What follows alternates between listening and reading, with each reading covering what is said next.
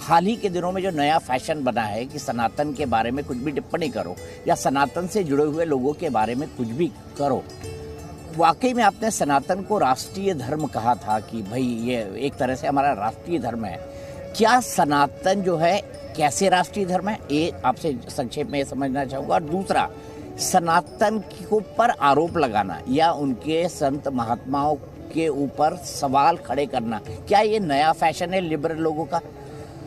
देखिए, एक बात हमें जरूर ध्यान देना होगा, हर देश, हर व्यक्ति की, हर देश की अपनी एक आत्मा होती है जो उसकी पहचान होती है। भारत की आत्मा सनातन धर्म में निवास करती है और ये भारत की पहचान भी है। सनातन धर्म ने अलग अलग कालखंड में दुनिया की कौन सी ऐसी जाति, मत या मजहब है जिसको अपने यहाँ शरण न दिया हो। हर एक को संकट के समय अगर कोई एक धर्म उनके संरक्षण के लिए और उनके आश्रय के लिए खड़ा रहा तो सनातन धर्म रहा है। एक दूसरा, हमें जब धर्म की हम बात करते हैं तो धर्म, मत, मजहब और संप्रदाय के बीच में भेद अवश्य में देखना होगा। धर्म एक व्यापक अवधारणा है, एक जीवन पद्धति है। मत, मजहब यह एक उपासना विधि मात्र है। इसे हम धारणात्मक व्यवस्था के साथ जोड़ के नहीं देख सकते। कौन व्यक्ति किस उपासना विधि को स्वीकार करता है ये उसका विषय है, लेकिन इस चराचर जगत के हर जड़ और चेतन वस्तु का अपना एक धर्म है जो उसको पहचान दिलाता है। जैसे अग्नि का धर्म दाहकता है, वायु का धर्म स्पर्श का है, जल का धर्म शीतलता का है। हर व्यक्ति हो या जड़ और चेतन कोई भी वस्तु हो, उसका अपना एक धर्म जरूर है, यानी उसका धर्म कर्तव्य से है। तो हमारा सनातन धर्म हमें अपने कर्तव्यों के प्रति आगाह करता है, अनुशासित भी करता है।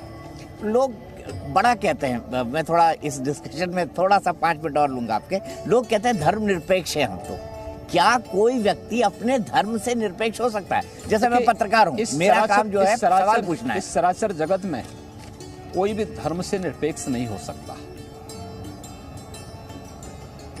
अगर वायु निरपेक्ष हो जाएगी, क्या हाल होंगे? अग्नि निरपेक्ष हो जाएगी, क्या होगा? सूर्य निरपेक्ष हो जाएगा तो क्या होगा? धर्म निरपेक्ष नहीं हो सकता है, शब्द गलत है। पंथ निरपेक्ष हो सकता है। उपासना विधि की स्वतंत्रता हर व्यक्ति को है। वो अपने अनुसार अलग अलग उपासना विधि को, जो उसको अनुकूल लगता है, जो उसका अंतःकरण उसको परमिट करता है, उसके अनुसार वो उसको अंगीकार कर सकता है। पंथ निरपेक्ष व्यवस्था हो सकती है, लेकिन धर्म निरपेक्ष व्यवस्था नहीं हो सकती।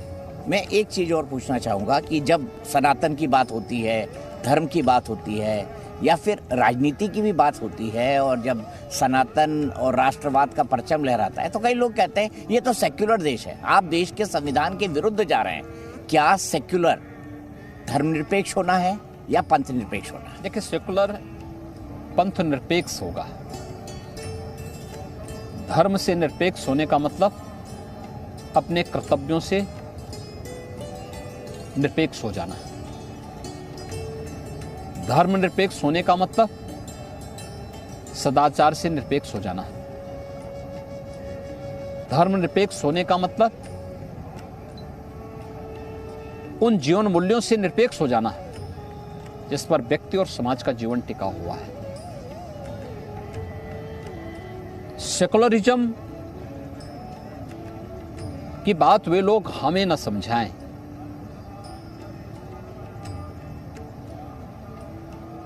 जो वास्तव में इसके मूल सिद्धांत पर स्वयं विश्वास नहीं करते। भारत से बड़ा सेकुलर कौन, जिसने दुनिया के मानवता के संरक्षण की बात भी की हो और उन्हें विपरीत परिस्थितियों में आश्रय भी दिया हो। भारत,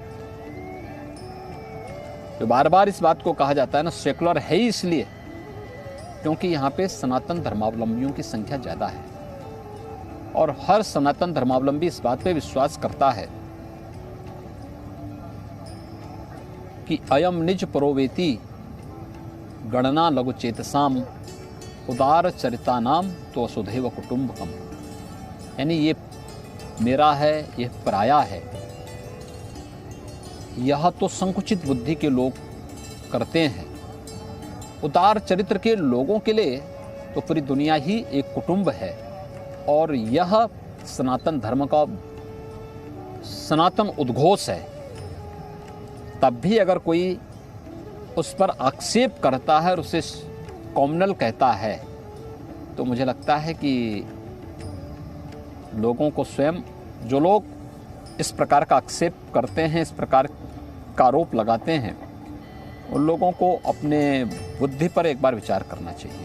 एक बात मैं पूछना चाहता हूँ, जैसे ही कोई नया साधु संत आया है, उभरा, एक यंग संत हैं बहुत ज़्यादा बागेश्वर धाम के, वो लोगों के बारे में कुछ प्रिडिक्शंस करते हैं और वो कहते हैं मैं चमत्कार नहीं करता, मेरे ईष्ट की आराधना करता हूँ किसी की दुख के सुन के, और मेरे पास कुछ मतलब मेरे दादाजी से मुझे कुछ सिद्धि मिली हुई है, ये ट्रिक नहीं सिद्धि है। लेकिन लोगों ने उनके खिलाफ पूरा कैंपेन चला दिया। आप इसको कैसे देखते हैं? आपने भी इसके बारे में देखा या पढ़ा होगा। देखिए, ये किसी पे थोपा तो नहीं जा रहा है।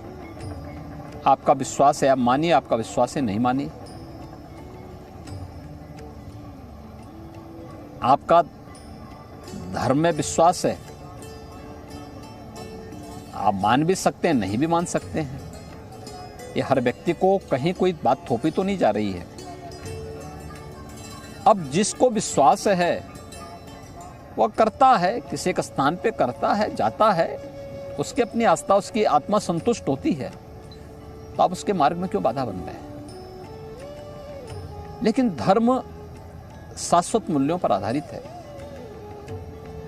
मुझे लगता है कि उसकी सात्विकता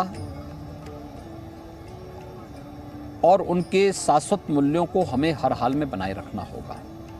किसी भी प्रकार के उस प्रकार के बातों को उसमें डालने से हमें परहेज करना होगा जहाँ पे आडंबर दिखता हो, जहाँ पर किसी भी प्रकार का कोई बनावटीपन दिखता हो।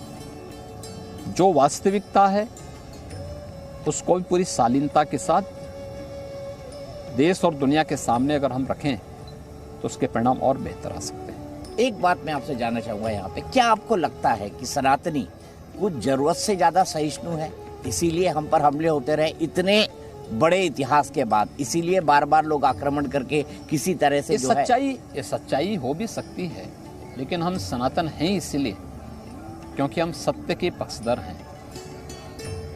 हम इसीलिए शाश्वत हैं भी, बड़ी से बड़ी चुनौती का सामना भी कर सकते हैं और उससे मुक्त होकर के फिर एक नई जीवन यात्रा में आगे बढ़ भी सकते हैं। जब भी आप ये सब बातें करते हैं और आप चूंकि खुद एक महंत हैं, खुद योगी हैं और आप इतनी बड़ी पीठ को रिप्रेजेंट करते हैं, लोग ये कहने लगते हैं योगी जी तो पोलराइजेशन कर रहे हैं, ध्रुवीकरण कर रहे हैं। देखिए, पोलराइजेशन नहीं है, यह वह सत्य है जो विश्व मानवता जिसके पीछे आज आ रही है। आखिर योग के पीछे विश्व मानवता भाग रही है ना। आज आयुर्वेद की पद्धति को कोरोना कालखंड में दुनिया ने स्वीकार किया ना।